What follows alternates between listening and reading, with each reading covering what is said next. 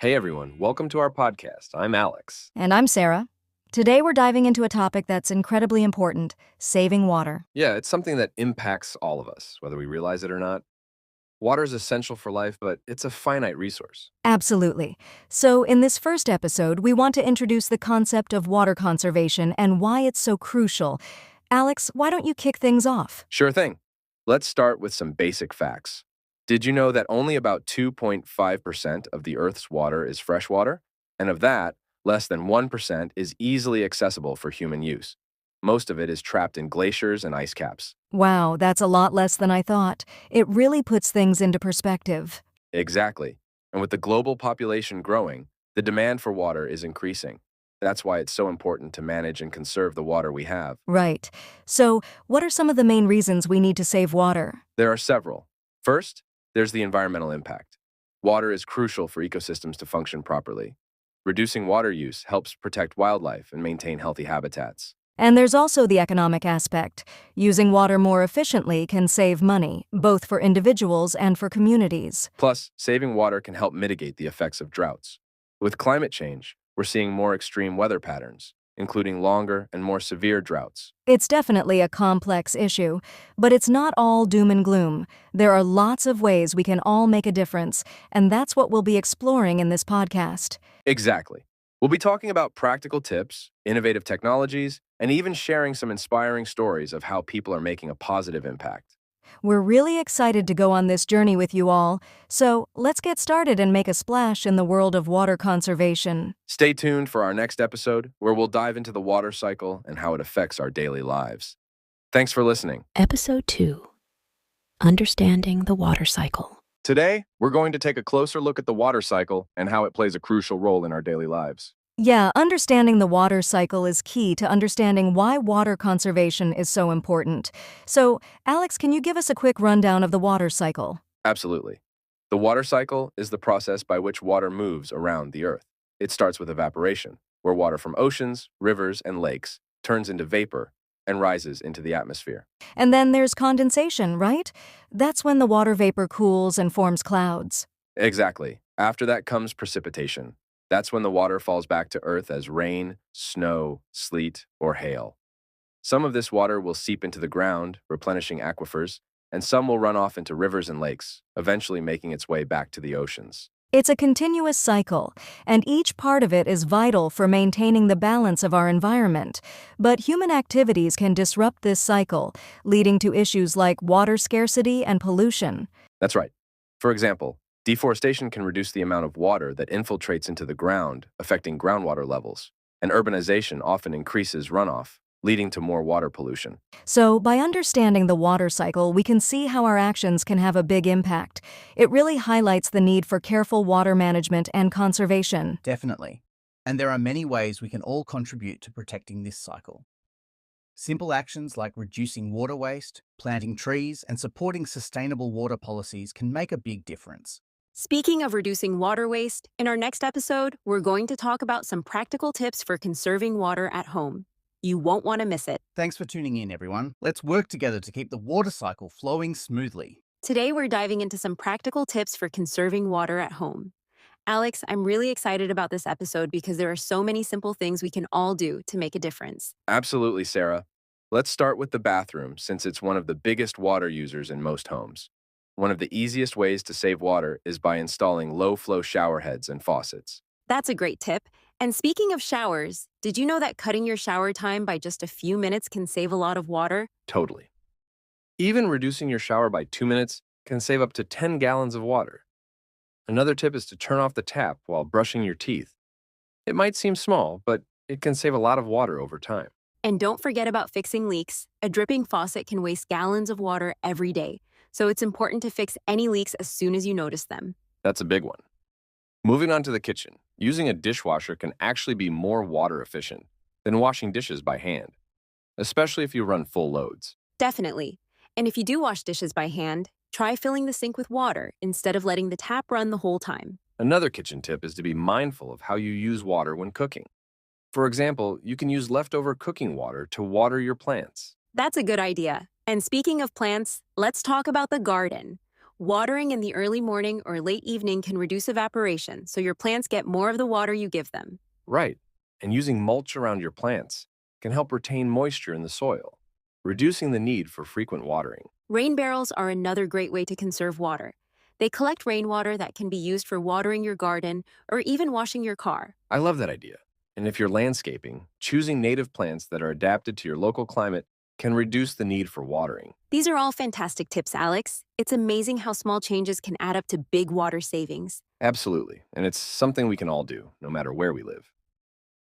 In our next episode, we'll be talking about the impact of agriculture on water use and what's being done to make farming more water efficient. Episode 4: The Impact of Agriculture on Water Use. Welcome back, everyone. In our last episode, we talked about ways to save water at home. Today, we're shifting our focus to agriculture and its impact on water use. Agriculture is a major water user, accounting for about 70% of global freshwater withdrawals. That's a huge amount, Alex. It really is. And it's not just about the quantity of water used, but also how it's used. Inefficient irrigation and wasteful practices can lead to a lot of water loss. Right. So, what are some of the main ways that water is used in agriculture? Well, the biggest use is irrigation. Crops need water to grow, and in many parts of the world, farmers rely on irrigation systems to supply that water. But not all irrigation is created equal.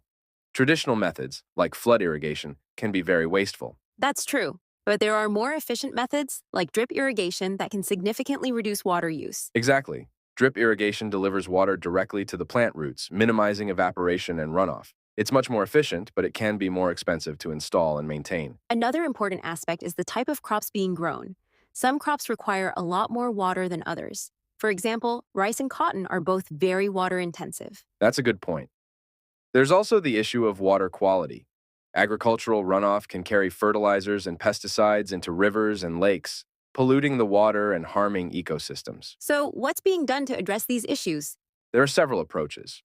One is the development of more drought-resistant crops. These crops can thrive with less water, reducing the overall demand for irrigation. And then there's precision agriculture. Using technology like sensors and satellite imagery, farmers can monitor soil moisture and crop health, allowing them to water more precisely and efficiently. Those are great advancements.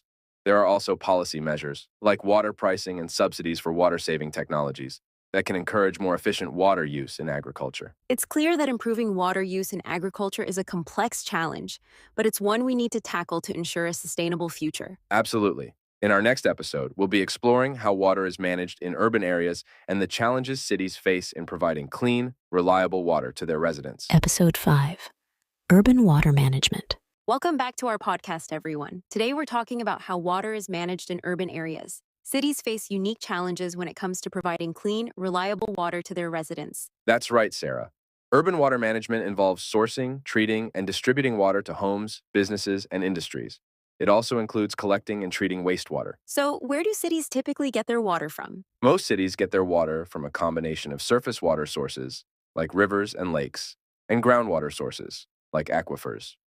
The choice of source depends on the availability and quality of water in a particular region. And once the water is sourced, it needs to be treated to make it safe for drinking, right? Exactly. Water treatment involves several steps, including filtration, disinfection, and sometimes chemical treatment to remove contaminants.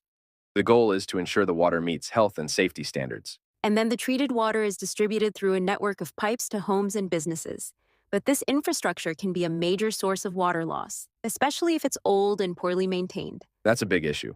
Leaks in the distribution system can result in significant water losses. In some cities, up to 30% of the water is lost before it even reaches the consumer. Wow, that's a lot of water. So, maintaining and upgrading the infrastructure is crucial for efficient water management. Absolutely. Another challenge cities face is ensuring equitable access to water. In many parts of the world, urban populations are growing rapidly, and not everyone has reliable access to clean water. That's true. And then there's the issue of wastewater. Treating and safely disposing of wastewater is essential to prevent pollution and protect public health. Right. Wastewater treatment involves removing contaminants and returning the treated water to the environment. In some cases, treated wastewater can even be reused for purposes like irrigation or industrial processes. There are definitely a lot of moving parts when it comes to urban water management, but with proper planning and investment, cities can provide sustainable water services to their residents. Absolutely. In our next episode, we'll be discussing the role of technology in water conservation and some of the innovative solutions being developed to address water challenges. Episode 6: The Role of Technology in Water Conservation. Welcome back, everyone. In today's episode, we're going to explore the role of technology in water conservation. There are some really exciting innovations out there that are helping us use water more efficiently. That's right, Alex. Technology is playing a crucial role in addressing water challenges. So, where should we start? Let's start with smart irrigation systems. These systems use sensors and weather data to optimize watering schedules for gardens and farms. By watering only when and where it's needed, they can significantly reduce water waste. That's a great example. Another exciting technology is water recycling and reuse systems. These systems treat wastewater so it can be reused for things like irrigation, industrial processes, and even drinking water in some cases. Yes, and desalination technology is also making strides. Desalination plants remove salt from seawater, providing a new source of fresh water. This can be especially important for arid regions with limited freshwater resources.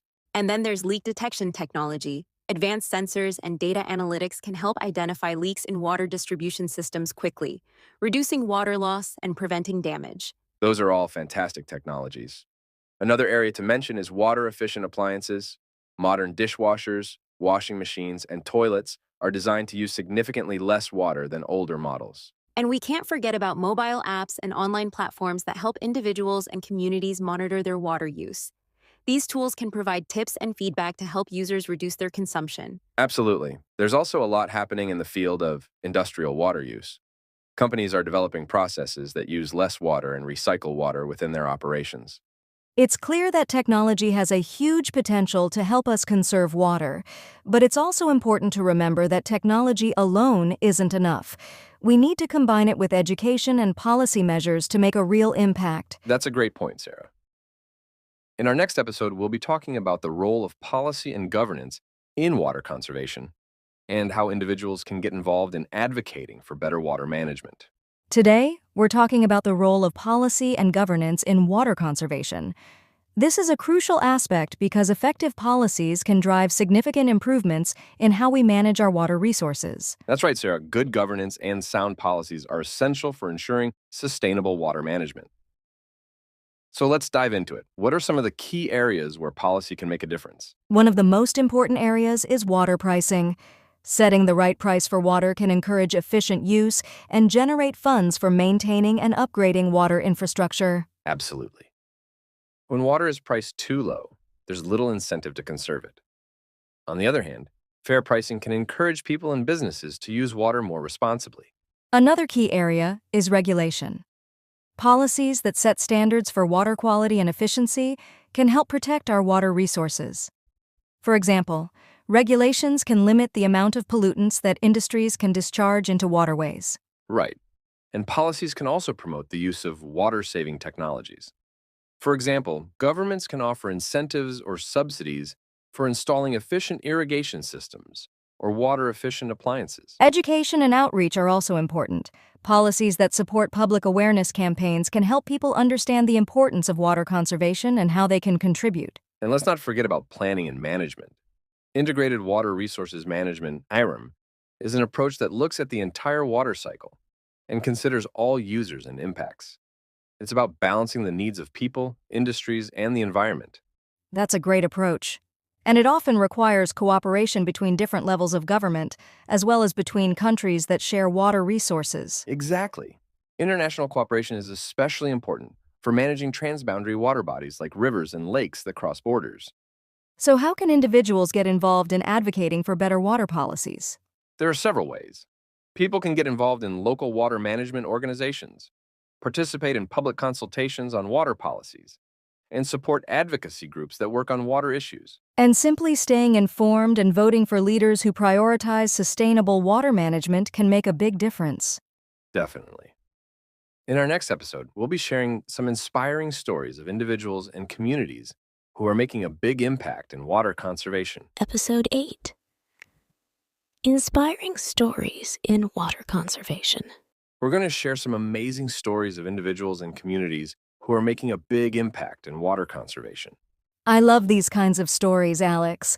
They really show how much of a difference people can make when they're passionate and dedicated. Absolutely. Let's start with a story from California. During the recent drought, a group of residents in Los Angeles came together to create a program called Lawn Be Gone. They encouraged homeowners to replace their lawns with drought-resistant plants and offered financial incentives to help with the cost. That's fantastic. Lawns can be huge water hogs, especially in arid regions. Replacing them with native plants that require less water is a great way to conserve. Exactly. And the program was a huge success. Not only did it save millions of gallons of water, but it also helped to beautify neighborhoods and support local wildlife. That's a win-win. Another inspiring story comes from India. A man named Rajendra Singh, known as the Waterman of India, has been working for decades to revive traditional water management techniques in rural areas. Yes, I've heard of him. He's helped to build thousands of check dams, which capture and store rainwater. This has transformed arid regions into fertile land and brought rivers back to life. It's incredible work. His efforts have not only conserved water, but also improved the livelihoods of countless people. Another great example is the city of Cape Town, South Africa. Faced with a severe water crisis in 2018, the city implemented a comprehensive water conservation plan that included strict usage limits, public education campaigns, and infrastructure improvements. And it worked. The city managed to avoid day zero, when the taps were expected to run dry. It's a powerful example of how effective action and cooperation can overcome even the most daunting challenges. Absolutely. And there are so many other stories out there. Communities around the world are coming up with innovative solutions to conserve water and protect this precious resource. These stories remind us that we all have a role to play in water conservation. No effort is too small, and together we can make a big impact. Definitely. In our next episode, we'll be discussing the future of water conservation and what we can expect in the years to come. Episode 9: The Future of Water Conservation. Welcome back, everyone. Today we're looking ahead to the future of water conservation. With the challenges we face, it's crucial to consider how we can continue to innovate and improve our water management practices. That's right, Sarah. The future of water conservation will likely involve a combination of advanced technologies, innovative practices, and strong policies. So, let's dive into some of the trends and developments we might see. One exciting area is the continued development of smart water management systems. These systems use real-time data and advanced analytics to optimize water use across various sectors, from agriculture to urban utilities. Yes, and the Internet of Things, IoT, is playing a big role here. Smart sensors can monitor everything from soil moisture levels to water quality, helping to make more informed decisions and reduce waste. Another promising trend is the expansion of water reuse and recycling.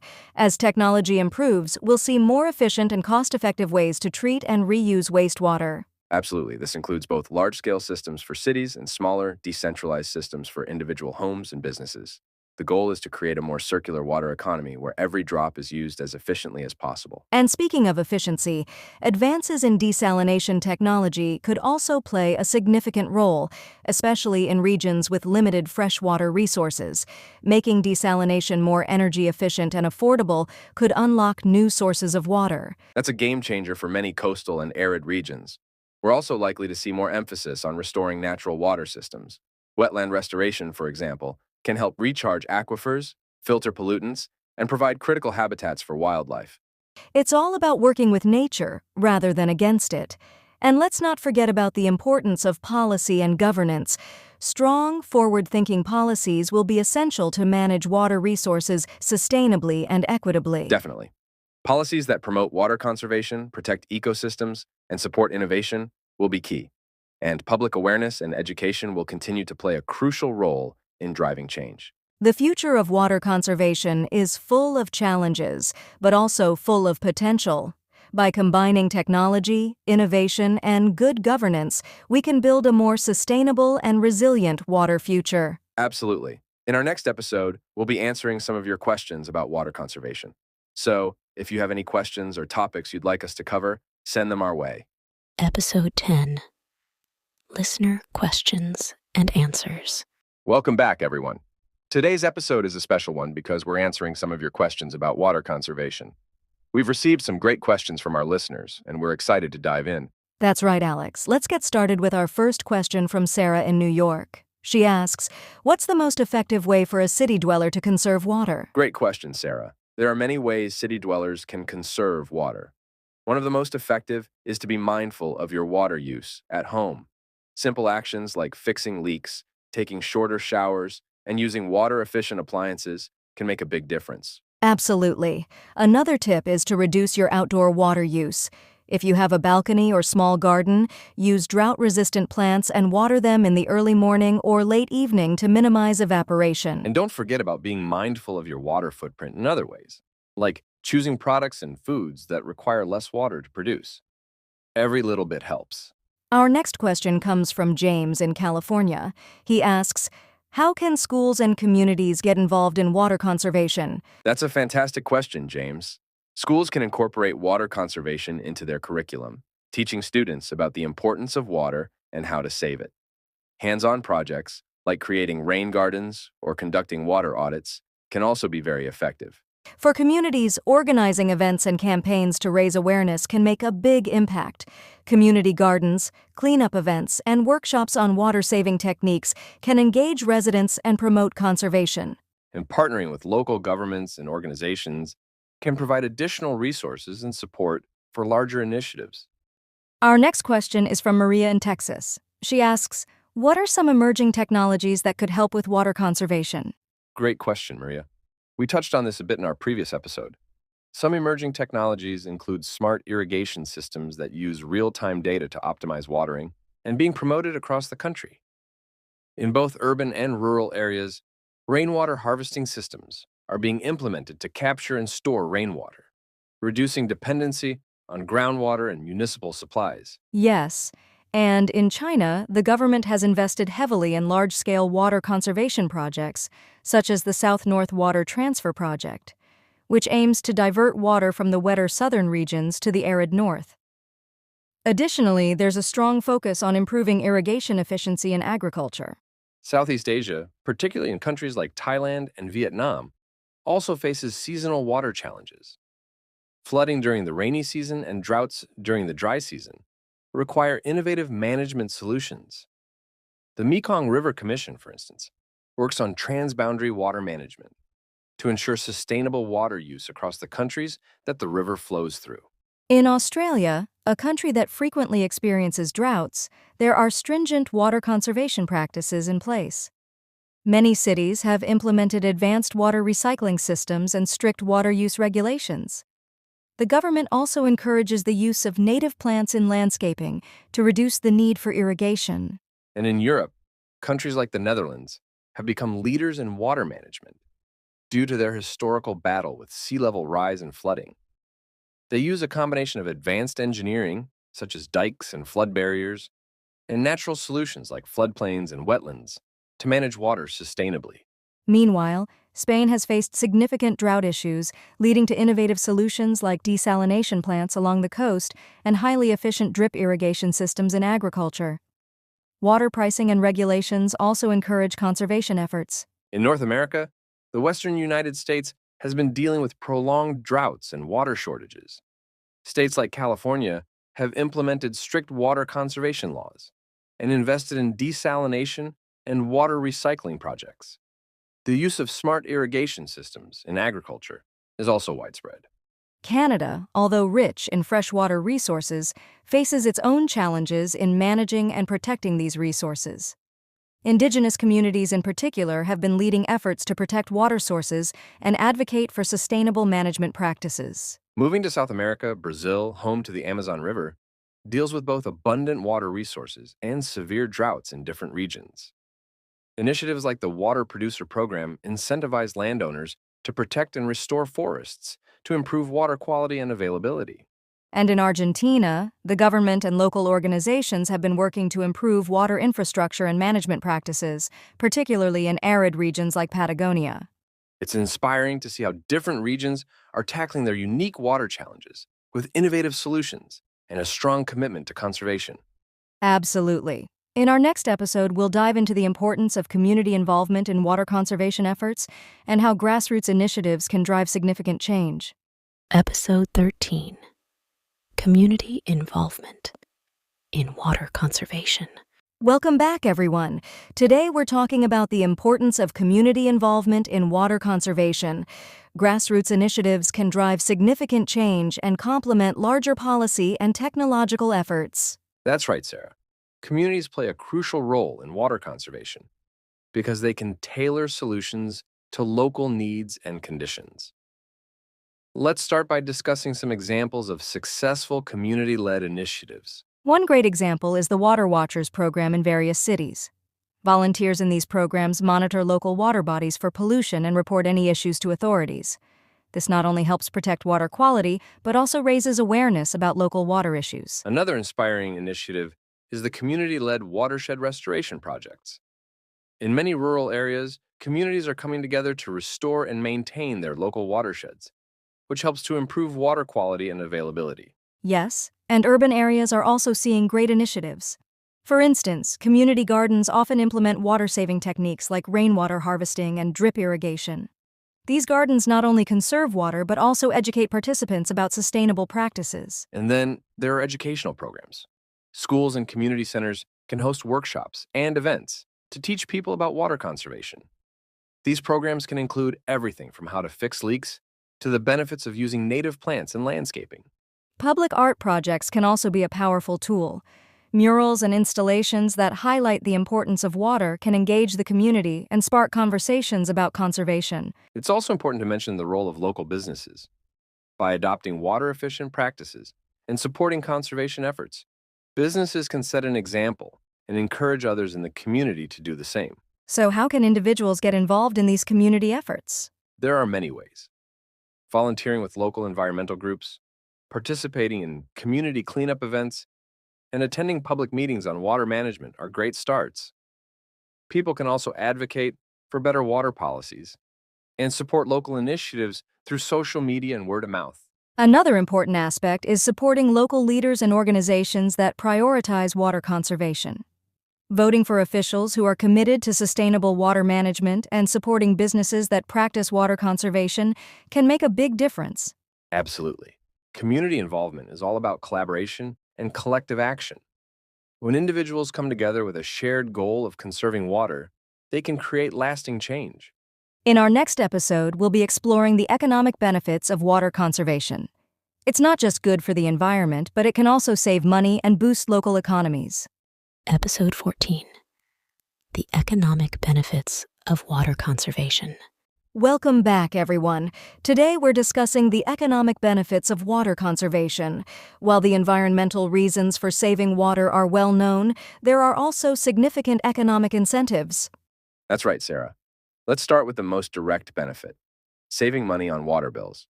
When individuals and businesses use water more efficiently, they reduce their water usage and, consequently, their water bills.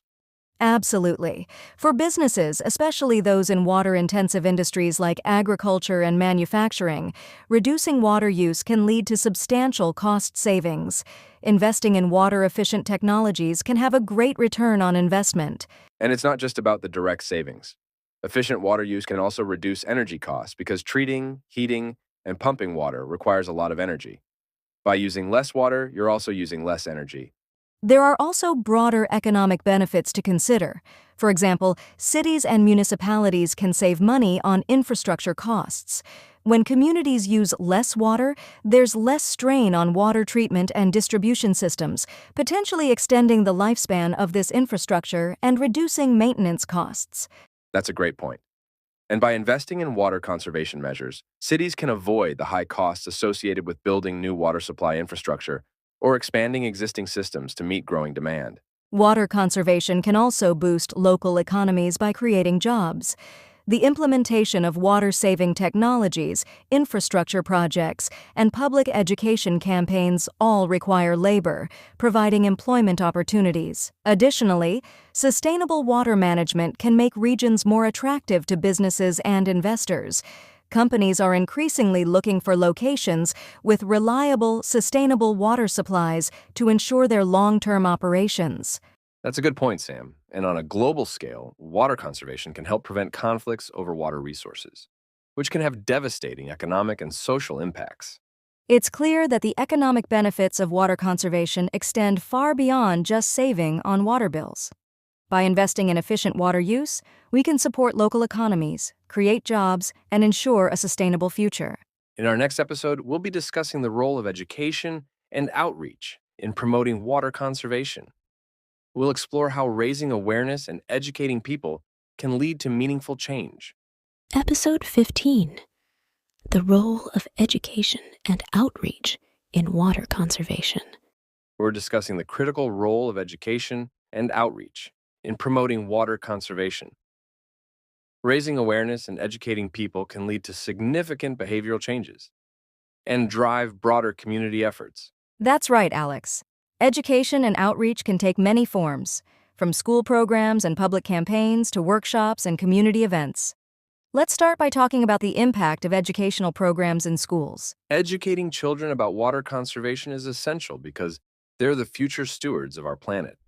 School programs that include hands-on activities like building rain gardens or conducting water audits can make learning about water conservation engaging and impactful. And these programs don't just benefit the students. Children often bring the lessons they learn home, encouraging their families to adopt water-saving practices as well. Absolutely. Public awareness campaigns are another powerful tool. These campaigns can use various media, including social media, TV, radio, and print, to spread messages about the importance of water conservation and provide practical tips. Effective campaigns often include clear, actionable steps that people can take, like fixing leaks, using water-efficient appliances, and reducing outdoor water use. Visual aids, such as infographics and videos, can help convey these messages more effectively. Community workshops and events are also very effective. Hosting events like rain barrel workshops, water-wise gardening classes, or tours of water treatment facilities can engage the public and provide valuable information. And don't forget about the role of local leaders and influencers. When respected community members advocate for water conservation, it can have a powerful impact on public attitudes and behaviors. That's so true. Another important aspect is integrating water conservation into broader environmental education efforts. Topics like climate change, biodiversity, and sustainable living are all interconnected with water conservation.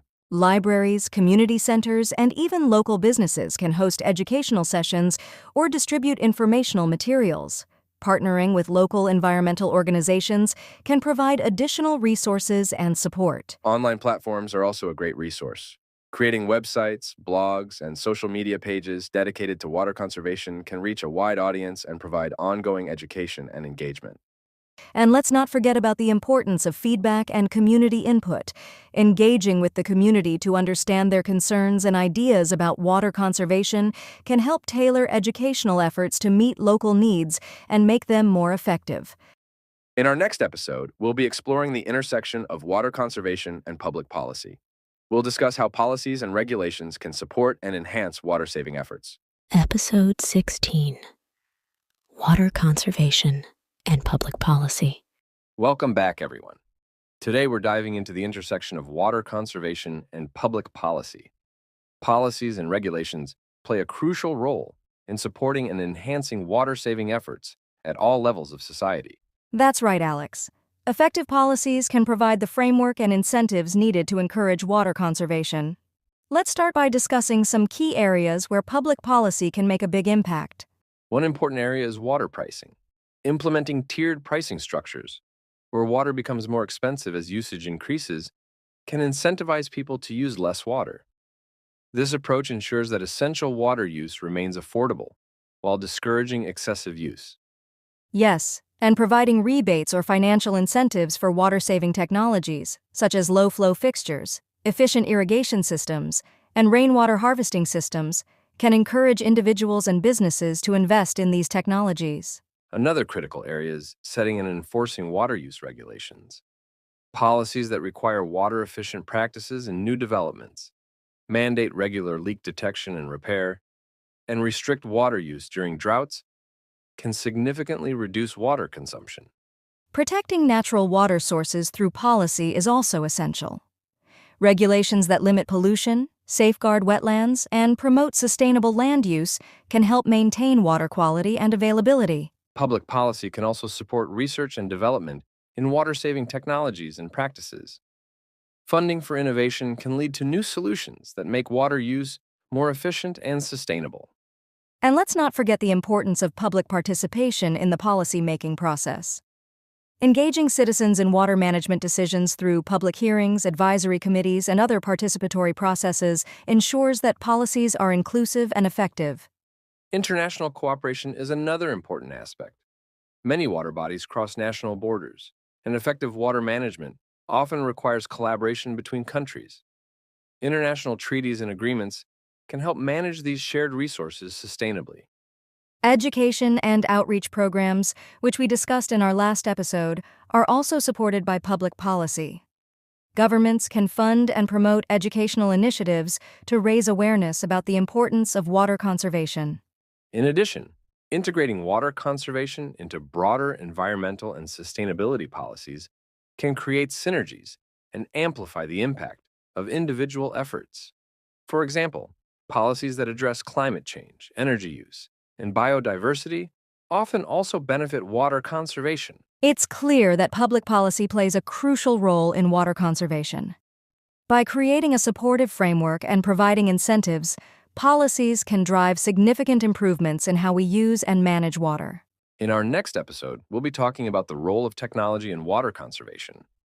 We'll explore how cutting-edge technologies are helping us use water more efficiently and sustainably.